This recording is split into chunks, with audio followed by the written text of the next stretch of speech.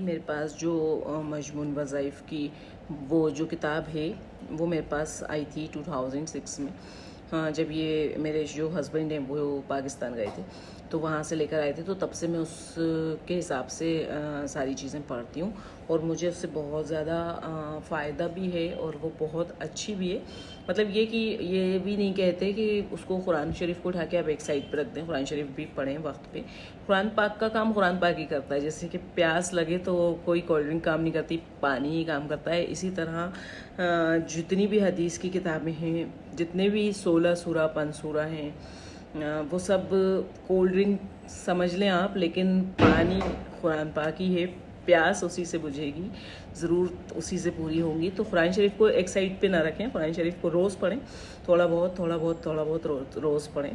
और मैं पहले बहुत कम पढ़ती थी, अल्हम्दुलिल्लाह अब मैं माशाल्लाह से कुरान पाक बहुत अच्छा और बहुत ज़्यादा पढ़ने लगी हूँ और स्पीड भी मेरी बढ़ गई है। पहले बहुत स्लो पढ़ती थी, तो अल्लाह का शुक्र है। माँ बाप के लिए दुआए खैर और दुआए मग़फ़िरत करना औलाद पे फ़र्ज़ है और वो करना चाहिए सबको, और मैं तो करती हूँ अल्लाह के शुक्र से, और हमेशा से करती हूँ।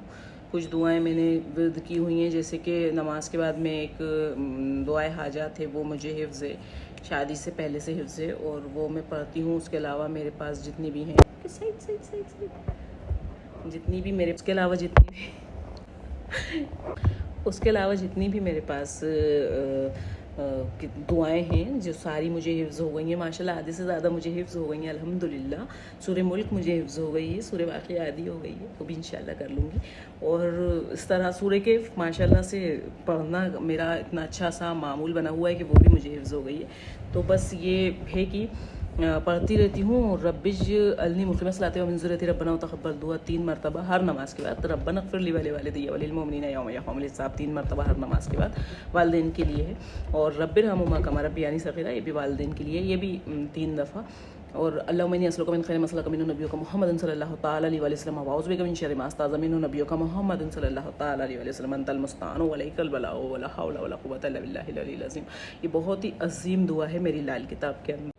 इसकी हरकतें देखें आप, बिल्कुल भी नहीं बनाने दे रही हैं, ये बिल्कुल बात ही नहीं करने दे रही। तो मतलब ये है कि ये सारी दुआएं बहुत अजीम हैं। और ये जो मैंने आखिर में आपको पढ़कर बताई है, अल्लाहुम्मा इन्नी उसलुका मिन खैरि मसला का, इसके बारे में ये कहा गया है कि सारी रात एक बंदे ने इबादत की, सारी रात हमारे नबी के दौर में। और जब सुबह वो अपने घर जाने लगा तो हमारे नबी ने उससे पूछा कि सारी रात इबादत में गुजार दी, तो उसने अपने मसले बताए हमारे नबी को, मैं जहाँ पर मैं भूलूँ अल्लाह पाक मुझे माफ़ करें। तो हुजूर ने तब उन्हें ये वाली दुआ सिखाई थी कि सारी रात की इबादत के बदले अगर तुम सिर्फ ये दुआ पढ़ लेते तो काफ़ी होती। तो इसलिए मैंने ये दुआ भी मेरी लाल किताब में। तो ये बहुत ज़बरदस्त दुआएं हैं, बहुत, हाँ बिल्कुल दवाएं ही हैं, बहुत ज़बरदस्त दुआएं हैं, आजमाई हुई हैं, दिल का सुकून क़रार हैं। और मुझे अल्हम्दुलिल्लाह सब हिफ्ज़ हैं। कहीं पर भी होती हूँ तो मैं चूकती नहीं, मैं पढ़ लेती हूँ। और गाड़ी में भी अगर मैं हूँ और नमाज़ पढ़ रही हूँ तो मैं सारी दुआएं मुझे याद है, मैं पढ़ लेती हूँ, मुझे कोई परेशानी नहीं होती इस बारे में। आपको बताने का मकसद यही था कि इंशाल्लाह धीरे धीरे करके अपनी उस लाल किताब की दुआएं आप लोगों के साथ शेयर करूँगी। आप लोगों को जो पसंद आए उसको लिख लें और फ़ायदा उठाएँ। अभी जब से अब्बा अम्मा हमारे हमें छोड़कर गए हैं, मुझे ऐसा लगता था, मैं अपने अब्बा की मैं बहुत ज़्यादा क्लोज़ थी। मेरे बाबा मेरे दोस्त थे, तो उन्होंने कभी भी मुझ पे कोई सख्ती नहीं की, उन्होंने हमेशा मुझे बहुत ज़्यादा चाहा। और मैं शादी के वक्त, जब मेरी शादी पक्की हुई थी, मैं बहुत रोती थी। जब वो पाकिस्तान गए थे तब भी बहुत रोती थी। उनकी शर्ट लेके मैं सोती थी और मुझे उनकी शर्ट से उनकी खुशबू आती थी। और मुझे अपने बाबा से बहुत ज़्यादा प्यार था और मुझे ऐसा लगता था कि मैं उनके बगैर जी ही नहीं सकती। लेकिन हकीकत ये है कि अल्लाह ताला हर किसी को सब्र देता है और मुझे भी सब्र मेरे परवरदिगार ने दिया। जब अब्बा चले गए दुनिया से तो मैंने सोचा कि जब हुजूर पाक गए होंगे तो बीवी फातिमा ने भी तो सब्र किया होगा, तो बस हम फिर कौन हैं, तुम बहुत मामूली हैं उनके सामने। तो मैंने सब्र किया, मैं अपने अब्बा के बिना जीना सीखी, अम्मा के लिए जी, फिर अम्मा भी चली गई। अल्लाह ताला ने मुझे बहुत अच्छी फैमिली दी है और मुझे बहुत बहुत ज़्यादा कम्फर्ट फील कराते हैं सारे मेरे फैमिली मेम्बर। और उसके अलावा मैं आपको ये बताना चाहूँगी कि लोग मुझसे पूछते हैं कि अब्बा अम्मा ख्वाब में आते हैं, तो जिस दिन से गए हैं मैंने उनके लिए पढ़ना नहीं छोड़ा है। तो मैं ये कहूँगी कि सोने के बाद की ज़िंदगी मेरी उन्हीं के साथ शुरू हो जाती है, क्योंकि एक दिन नहीं, वो रोज़ मेरे ख्वाब में आते हैं अल्हम्दुलिल्लाह। अस्सलाम वालेकुम माय ब्यूटीफुल यूट्यूब फैमिली। तो गाइज़ कैसे हैं आप सब। तो गाइज़ उम्मीद करती हूँ रात को मैंने आप लोगों को ज़्यादा बोर नहीं किया होगा। सुबह हो गई है और मैं यहाँ पर किचन में बना रही हूँ नाश्ता, और नाश्ते में मैंने बनाए हैं हाफ़ फ्राई अंडे, जो आज हम ब्रेड के स्लाइस से खाने वाले हैं, क्योंकि बहुत दिनों से पराठे बन रहे थे और आज मैंने पराठे नहीं बनाए। मेरी तबीयत थोड़ी सी ख़राब हो रही है और गला भी लग रहा है, तो इसलिए हाँ, पराठे वराठे कुछ नहीं, बस अंडे ब्रेड का नाश्ता करेंगे और फिर दवाई लेंगे हम अपनी, क्योंकि गला काफ़ी ज़्यादा ख़राब है। और आपको बता दूँ कि रात को मुझे थोड़ा सा फ़ीवर भी हो गया था, तो बस उसके बाद थोड़ा लाइट नाश्ता करेंगे। दवाई आ गई है, दवाई ले लेंगे और फिर थोड़ा सा रेस्ट करेंगे और इंशाल्लाह हो जाएगा जल्दी आराम मुझे। और बस इतना ही है। चाय बना ली है मैंने। चाय सुबह सुबह मुझे बहुत ज़्यादा, पहले मुझे इतना नहीं था, मैं दिल्ली में तो अक्सर ग्रीन टी ही लेती थी, लेकिन यहाँ भोपाल आने के बाद से चाय की बहुत ज़्यादा आदत हो गई है मुझे, और सुबह सुबह तो मुझे बस चाहिए होता है। तो बस नाश्ते के बाद हम दवाई लेके थोड़ा रेस्ट करेंगे, फिर उसके बाद देखते हैं दिन में आज क्या बनाते हैं, क्योंकि तबीयत ठीक नहीं, तो कुछ हल्का लाइट ही बनाएंगे हम, और देखते हैं क्या डिसाइड होता है लंच में।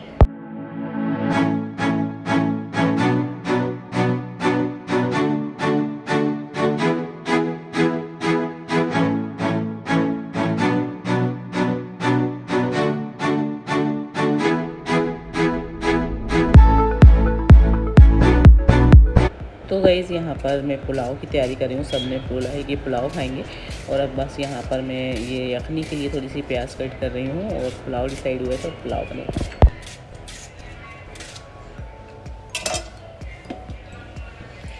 तो गाइज़ हम चिकन पुलाव बना रहे हैं, तो उसके लिए मैंने ये थोड़ी सी आधा डली प्याज ली है, इसको बारीक कट किया है इस तरीके से, और अब हम इसको इसमें चिकन में शामिल कर रहे हैं, और इसके साथ ही हम इसमें 2 चम्मच लहसुन शामिल कर रहे हैं। 2 चम्मच लहसुन शामिल कर रहे हैं हम इसमें।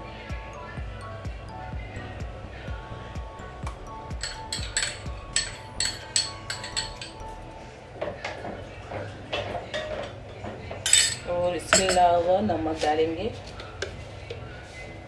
ये थोड़ा सा चिकन की यखनी बनाने के लिए मैं चिकन को एक बॉईल दे रही हूँ, तो उसमें लहसुन, थोड़ी सी प्याज आधा डली बारीक कटी हुई, और थोड़ा सा नमक हम इसमें डालेंगे। और ये हम यखनी का फ्लेवर आ जाए इसलिए थोड़ा सा पिसा हुआ धनिया भी डालेंगे, और बस दैट्स इट, इतना ही हम इसमें करेंगे। बाकी इसको सिर्फ एक बॉईल देना है। चिकन है बहुत जल्दी सॉफ्ट हो जाता है। 1 चम्मच धनिया डाल दिया,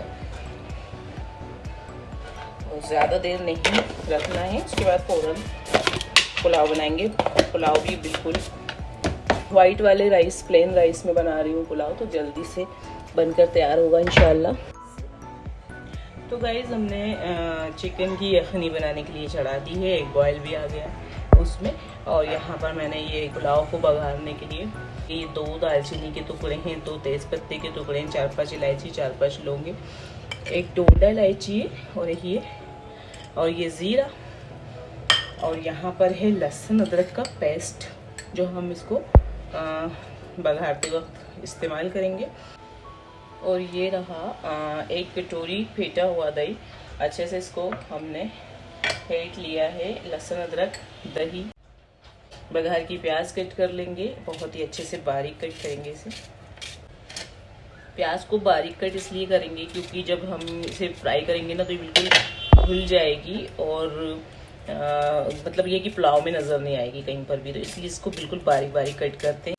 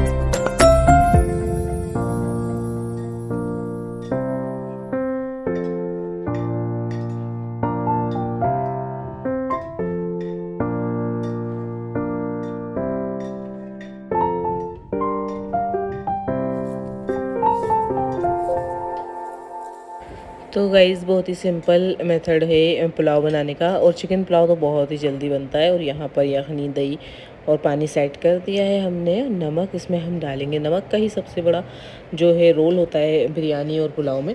और राइस प्लेन वाइट है तो उनको ज़्यादा भिगोना तो पड़ता नहीं है, तो उनको धोकर डाल सकते हैं इसमें। और फिर उसके बाद नमक पानी सेट करके आपने बस दम पे रखना है इसको। और फिर इसके साथ आपने जो भी चटनियाँ बनानी है, दही वगैरह, वो आप इसमें सर्विंग के लिए बना सकते हैं, तैयार कर सकते हैं अपनी मर्ज़ी से। सो गाइज़ इसमें अब हम चावल शामिल कर देंगे, और उसके बाद हम इसमें नमक पानी सेट करेंगे, और फिर इसको हम ढक देंगे। बिल्कुल ही स्लो फ्लेम पर रख कर हम जाएंगे नमाज़ पढ़ने के लिए। और यहाँ पर हम इसमें अपना होममेड बिरयानी गरम मसाला शामिल करने लगे हैं। बिरयानी गरम मसाला जो है मैं बना कर रखती हूँ, 3-4 बार में ख़त्म कर लेती हूँ, और एयर टाइट में रखती हूँ ताकि इसकी जो खुशबू है वो निकल ना जाए। तो यहाँ पर मैंने इसमें बिरयानी मसाला डाला, और उसके बाद हमने इसमें राइस शामिल कर दिए जो कि मैंने धोकर रखे हुए हैं। और उसके साथ ही अब हम इसको सेट करेंगे नमक पानी से, और इसको ढककर हम सीधे जाएंगे नमाज़ पढ़ने के लिए।